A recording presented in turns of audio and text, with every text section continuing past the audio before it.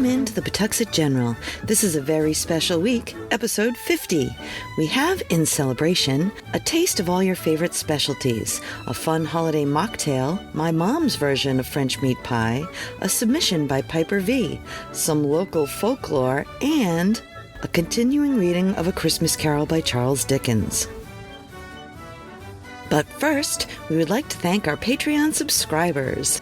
These fantastic individuals are the teeth, scales, wings, fire breath, great claws, and piercing eyes of the dragon that is the Pawtuxet General, without whom we would have no magic at all. So thank you. If you would like to join our fantastic group, look for our site on patreon.com or merely follow the links in the show notes. And thank you again. But until then, let's talk about cranberry punch. This mocktail is perfect to make ahead for the holiday season. It can be served over ice, just chilled, or you could use it as a mixer for your cocktail. It would be yummy with either rum or vodka, but today we're going to be doing the teetotaling version. For this recipe, you will need 4 cups raw cranberries, 4 cups water, 8 whole cloves, 2 sticks of cinnamon, 2 cups of sugar, 1/2 cup of lemon juice, and 1 cup of orange juice. Combine the cranberries, water, cloves, and cinnamon sticks in a saucepan. Bring to a boil. Lower the heat and simmer them until the cranberries break open, about 10 minutes. Then add the sugar, stirring to dissolve. Turn off the heat and strain. Then add the lemon juice and orange juice. Cool and serve chilled. The yield is about 1.5 quarts. Enjoy.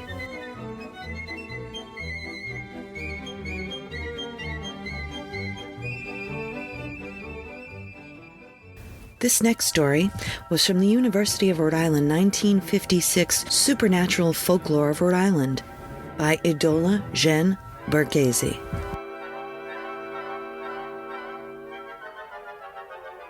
Many years ago, a peddler knocked at the door of a lonely farmhouse at the foot of Mount Tom. When the farmer opened the door, the peddler offered to sharpen all the knives in the house in return for his supper and a night's lodging. After having supper with the farmer and his daughter, the peddler started to work on the knives while the farmer sat watching him.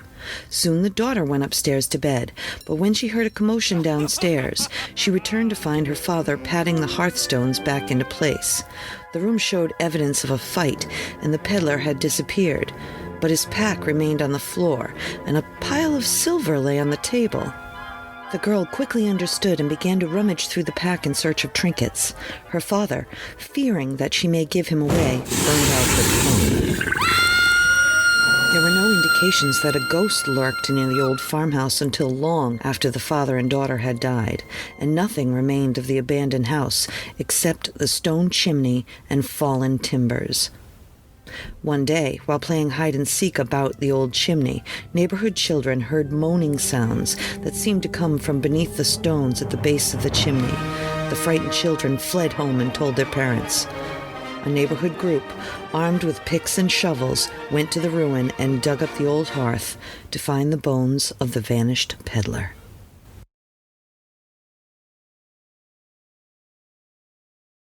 And this story was submitted to us by PiperV. Pasta. Joe was 7 years old. He had what he thought was a good life. Kids at school didn't bug him too much. His mom was artistic and easy to get along with, and even his teachers weren't that bad. But there was one thing he just couldn't tolerate: his mother's pasta obsession. Over the years, she had gone off the edge every day. Pasta, breakfast, lunch, and dinner. Oh, sure, it was always different. Noodle cake, ramen, spaghetti, lasagna, stuffed shells, even rice pilaf. But every day?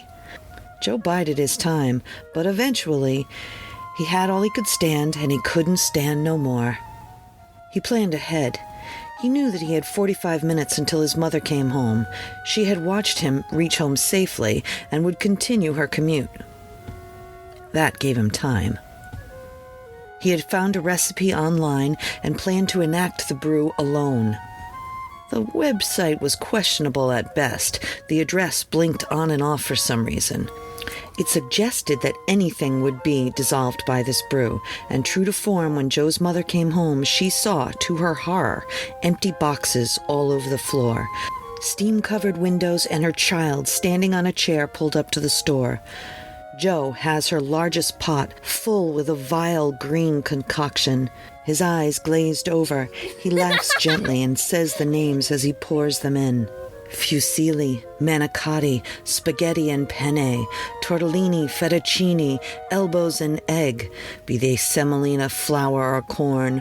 No matter their content, I will not mourn the loss of these pastas not to return. She heard his words and looked into his eyes, as disturbed and fixated as they were, and lost her mind. She felt sure. Because when she looked into his eyes, he smiled, but worse, a tentacle came out of the goo. What was he feeding?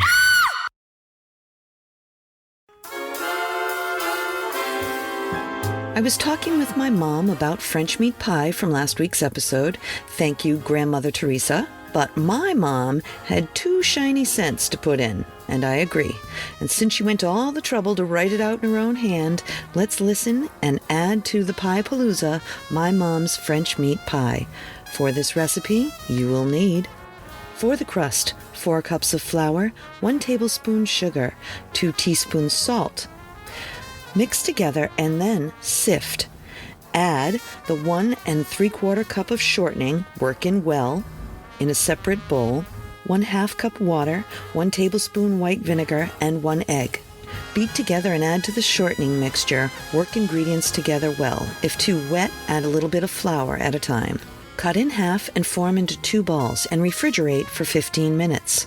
For the filling, you will need 1 pound ground pork, 1 pound ground beef, 2 medium potatoes boiled and mashed, 1 teaspoon cinnamon, salt and pepper to taste, 2 tablespoons butter, 1 onion diced. Sauté the onions in the butter and spices. Sauté the onions in butter. Add the spices to the meat and mix them well. Stir until almost done. Sauté off the juice. Keep aside for the gravy if that's how you fly.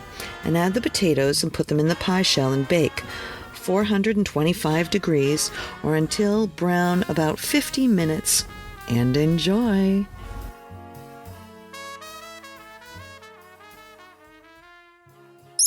I want to tell you about my friend Mike and his electromagnetic pinball museum and restoration arcade. It's an all-inclusive place to relax and share anything related to modern pinball and arcade games. A group of pinball and arcade fans with an addiction to games of all kinds and Lego too. $10 gets you free play on pinball and arcade games all day. You can find them at 881 Main Street, Pawtuxet, Rhode Island, or online at www.electromagneticpinballmuseum.com.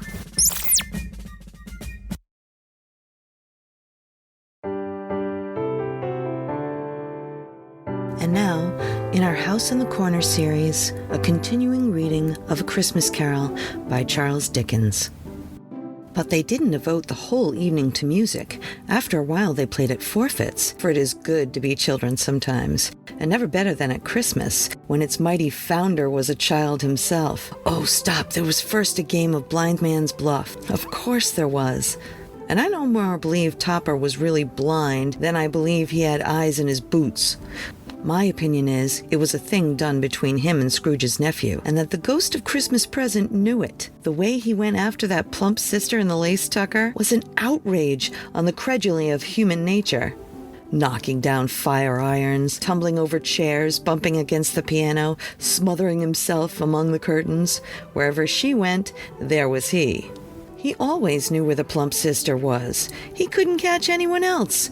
If you had fallen up against him, as some of them did, on purpose, he would have made a feint at endeavoring to seize you, which would have been an affront to your understanding, and would instantly have sidled off in the direction of the plump sister. She'd often cried out that it wasn't fair, and it really was not. And when at last he caught her, when in spite of all of her silken rustlings, all her rapid flutterings past him, he got her into a corner whence there was no escape, then his conduct was most execrable. For his pretending not to know her, his pretending it was necessary to touch her headdress, and further to assure himself of her identity by pressing a certain ring upon her finger and a certain chain about her neck. was vile, monstrous. No doubt she told him her opinion of it. When another blind man being in the office, they were so very confidential together behind the curtains. Scrooge's niece was not one of the blind man's buff party, but was made comfortable with a large chair and footstool in a snug corner where the ghost and Scrooge were close behind her. But she joined in the forfeits and loved her love to admiration with all the letters of the alphabet. Likewise, in the game of how, when, and where, she was very great, and to the secret joy of Scrooge's nephew, beat her sisters hollow. Though they were sharp girls, too, as Topper could have told you. There might have been 20 people there, young and old, but they all played, and so did Scrooge. For wholly forgetting in the interest he had in what was going on, that his voice made no sound in their ears. He sometimes came out with his guess quite loud, and very often guessed right too, for the sharpest needle, best Whitechapel warranted not to cut in the eye, was not sharper than Scrooge. Blunt as he took it in his head to be, the ghost was greatly pleased to find him in this mood, and looked upon him with such favor that he begged like a boy to be allowed to stay until the guest departed. But this, the spirit said, could not be done. "Here is a new game," said Scrooge. "1 half hour, spirit only one."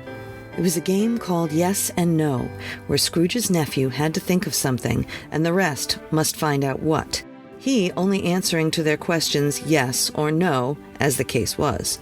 The brisk fire of questioning to which he was exposed excited from him what he was thinking of: an animal, a live animal, a rather disagreeable animal, a savage animal, an animal that growled and grunted sometimes, and talked sometimes, and lived in London, and walked about the streets, and wasn't made a show of, and wasn't led by anybody, and didn't live in a menagerie, and was never killed in a market, and was not a horse, or an ass, or a cow, or a bull, or a tiger, or a dog, or a pig, or a cat, or a bear. At every fresh question that was put to him, the nephew burst into a fresh roar of laughter, and was so inexpressibly tickled that he was obliged to get up off the sofa and stamp.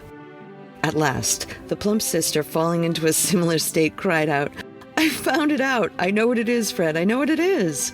"What is it?" said Fred. "It's your Uncle Scrooge!" Which certainly it was. Admiration was the universal sentiment, though some objected to the reply, "Is it a bear?" ought to have been yes. Inasmuch as an answer in the negative was sufficient to have diverted their thoughts from Mr. Scrooge, supposing that they had never had any tendency that way. "He has given us plenty of merriment, I am sure," said Fred, "and it would be ungrateful not to drink to his health.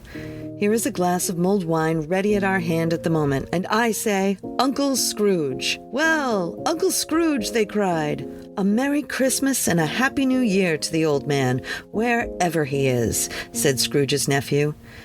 "He wouldn't take it from me, but he may have it nonetheless. Uncle Scrooge." Uncle Scrooge had imperceptibly become so gay and light of heart that he would have pledged the unconscious company in return, and thanked them in an audible speech if the ghost had given him time. But the whole scene passed off in the breath of the last words spoken by his nephew, and he and the spirit were again upon their travels. Much they saw, and far they went, and many homes they visited, but always with a happy end. The spirit stood beside sick beds, and they were cheerful, on foreign lands, and they were close to home, by struggling men, and they were patient in their greater hope, by poverty, and it was rich. In the almshouse, hospital, and jail, in misery's every refuge, where vain man in his little brief authority has not made fast the door and barred the spirit out. He left his blessing, and taught Scrooge his precepts. It was a long night, if it were only a night, but Scrooge had his doubts of this because the Christmas holidays appeared to be condensed into one space of time as they passed together. It seemed strange, too, that while Scrooge remained unaltered in his outward form, the ghost grew older, clearly older. Scrooge had observed this change, but never spoke of it, until they left a children's 12th night party, when, looking at the spirit as they stood together in an open place, he noticed that its hair was gray. "Are spirits' lives so short?" asked Scrooge. "My life upon this globe is very brief," replied the ghost. "It ends tonight." "Tonight?" said Scrooge. "Tonight at midnight. Hark, the time is drawing near." The chimes were ringing at 11:15 at that moment. "Forgive me if I'm not justified in what I ask," said Scrooge, looking intently at the spirit's robes. but I see something strange and not belonging to yourself protruding from your skirts. Is that a foot or a claw?" "It might be a claw, for all the flesh there is upon it," was the spirit's sorrowful reply. "Look here." From the foldings of its robe, it brought 2 children, wretched, abject, frightful, hideous, miserable. They knelt down at its feet and clung on the outside of its garment. "Oh man, look there. Look down there," exclaimed the ghost. They were a boy and girl, yellow, meager, ragged, scowling and wolfish, but prostrate too in their humility. Where graceful youth should have filled their features out and touched them with its freshest tints, a stale and shriveled hand like that of age had pinched and twisted them and pulled them into shreds. Where angels might have sat enthroned, devils lurked and glared out menacing. No change, no degradation, no perversion of humanity in any grade, though all the mysteries of wonders and creation has monsters half so horrible and dread. Scrooge started back, appalled. Having them shown to him in this way, he tried to say they were fine children, but the words choked themselves, rather than be parties to a lie of such enormous magnitude. "Spirit, are they yours?" Scrooge could say no more. "They are man's," said the spirit, looking down upon them. "And they cling to me, appealing from their fathers. This boy is ignorance. This girl is want. Beware them both, and all of their degree, but most of all beware this boy. For upon his brow I see that written which is doom, unless the writing be erased. Deny it," cried the spirit, stretching out his hand towards the city. "Slander those who tell it to you. Admit it for your factious purposes, and make it worse, and bide the end." "Have they no refuge or resource?" cried Scrooge. "Are there no prisons?" said the spirit, turning on him for the last time with his own words. "Are there no workhouses?" The bell struck 12. Scrooge looked about him for the ghost and saw it not, and as the last stroke ceased to vibrate, he remembered the prediction of old Jacob Marley, and lifting up his eyes, beheld a solemn phantom, draped and hooded, coming like a mist along the ground toward him.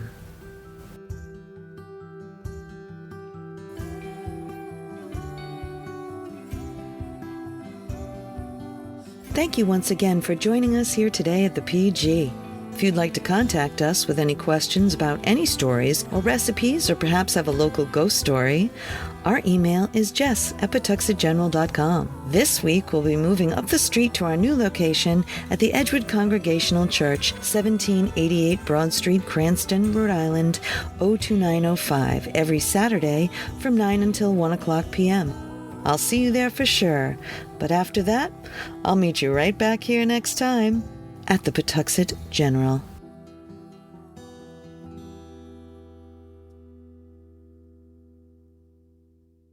A Something for Posterity production, pre-recorded in Pawtuxet.